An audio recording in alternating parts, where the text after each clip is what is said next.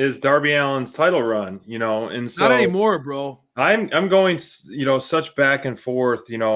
I do have those moments where I'm very annoyed with his run. I mean, he's main evented 3 Dynamites in a row. Pretty impressive stuff. And this was another good matchup, I think, even though obviously Preston Vance 10 is clearly the beast, the Goliath versus his David. And I don't know, man. I'm still not on the Darby Allin title reign train. Wow. Personally. Even after tonight? Even after tonight. Wow. I'm really not. You're alone on this train, brother. Wow. I jumped off. You're on the train. Now you're conducting it?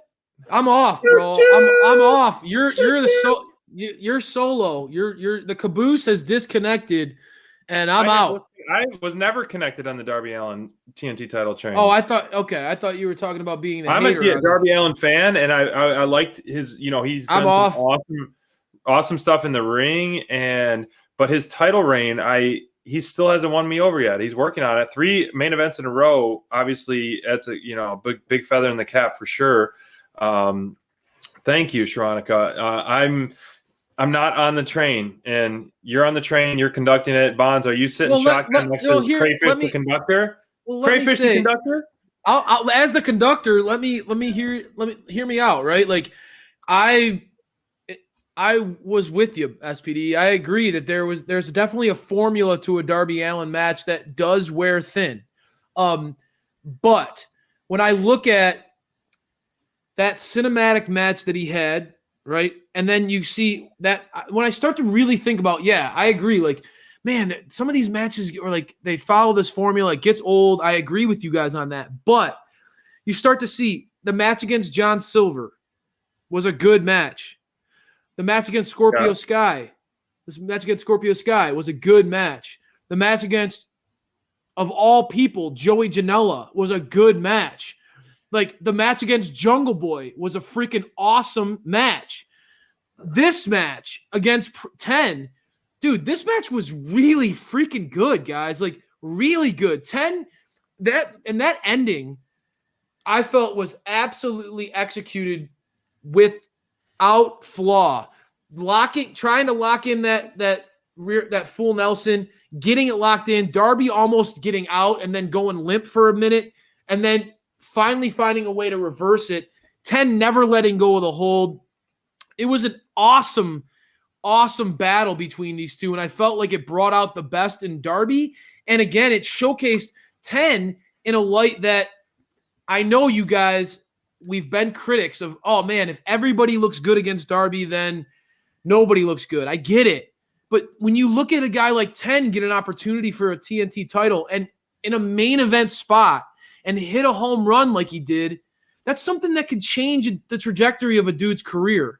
And I have to step back and say props to Darby for allowing his championship run to be about more than just himself. Like, there have been a lot of guys who have, I feel like, gotten huge opportunities. I mean, dude, SPD, when did you think that I would ever – there were weeks when I was saying, man, that Darby Allin versus Joey Janela match was really good. When did you ever picture Crayfish being like a vocal? So I had vocal advocate for the bad boy, but Darby turned me into one. And I think that, like, there's something to be said for when we look back on this championship reign, some of the matches that have emerged out of it and some of the careers that might get altered a little bit because of it. I can respect that. And yes, I recognize that there could be a different type of TNT champion that I would probably enjoy more. Like, and if MJF had the title, for example, like, I love that cocky, arrogant heel like Kenny, right? I love that type of vibe right now, right? I would love if Lance Archer got that shot. I think that man has paid his dues. I think that Lance Archer has traveled. Jericho's promo was all about traveling the world, paying your dues. Lance Archer has paved a path for himself where he has deserved a title run in North America for a while. Miro, after his segment tonight with Kip Sabian, I would be more than happy to see Miro with the title. Yeah. Don't get me wrong. There are lots of people in the landscape of AEW that I'd love to see with that belt. But I can respect and tip my cap to Darby for what this title run has done for the careers of other people. Now, Bonds, since I was the conductor, How do you feel about the Darby Express now, baby? Are you coming along with me or what, baby? Is the column gonna be saying, "What a champ! What a champ"? Tell me about it. Well, I don't know if I'm getting on the train, but I'm definitely gonna wave Main at event it. Darby. I'm gonna give it a wave. I'm gonna say, right. "Hey, train, hi, how you doing?" I think he did 2 really good title defenses in a row. That's where I'll go with it. I need to see it consistent because we've been frustrated with him for a while. This isn't new. It's been a consistent frustration with his title reign, and I think the last 2 matches, though, we're seeing an evolution in his ring style. He's getting way more aggressive. He's doing like almost heel stuff. Like to Vance tonight, he ripped his mask open, he gouged his eye, he bit his finger. Like he did some stuff tonight where it's like, oh man, like he wants, no matter what he does, he wants to win that title. He wants to keep that title. Like that's his goal. And he's scratching and clawing at it. And I think that's where it's really interesting is you're seeing a guy who's desperate out of necessity. And that's really fun to watch, especially when he's not getting beaten up for 90% of the match. So for the last 2 matches, when it's been against guys that aren't way bigger than him, that are just going to beat him the whole time, it works and it's really entertaining. And I just don't want to get caught in that trap of, okay, like he had a couple really good matches.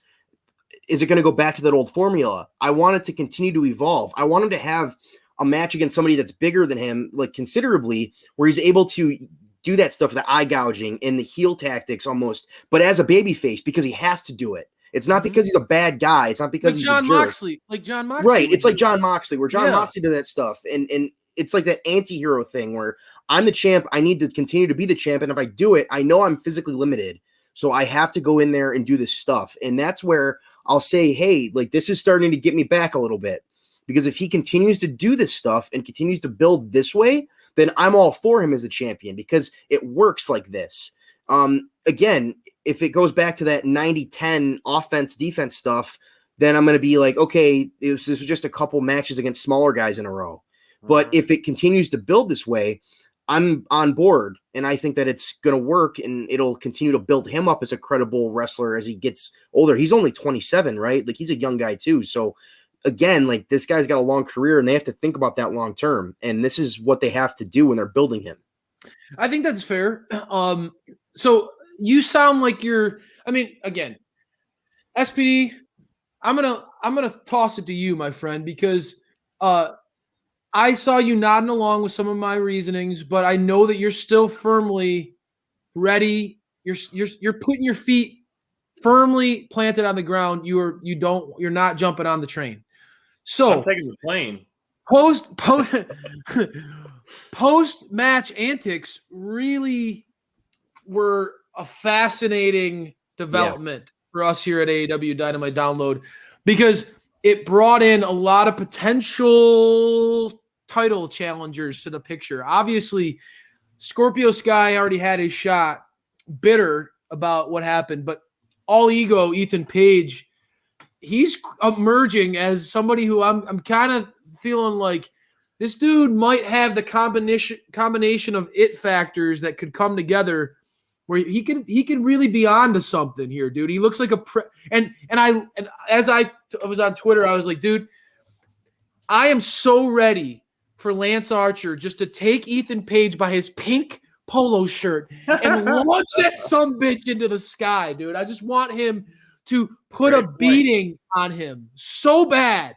So I think that they're onto something with the kind of preppy scumbag heel of Ethan Page with Scorpio Sky. Yeah. And I love Lance Archer as this like chaotic neutral. He's not a face. He's not a heel. He's just everybody dies, my friend.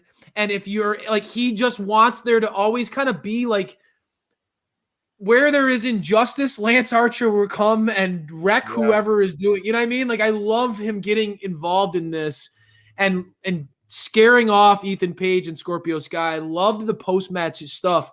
SPD, if you were like the way reacting to that post-match, do you see Lance Archer emerging as the guy who dethrones Darby Allin?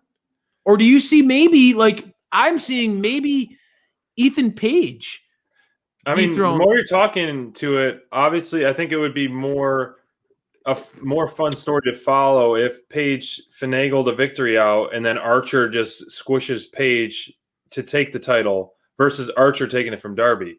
I'd rather see Archer take it from someone you want to absolutely destroy versus having Archer take it from Darby, who, both are essentially big favorites on the AEW fan base. So Archer as the champ after he beats either Sky or Page would be, I think, a much more bigger pop of a run versus taking that from Darby. So I would see that. I think that I really think Ethan Page. That's what I was saying. I think that Ethan Page is going to finagle one out. He's going to sneak one out. Right. He'll sneak one out, and then he'll be that dirtbag heel that you want Archer to smash, right? Like you pointed out, dude, you're absolutely right.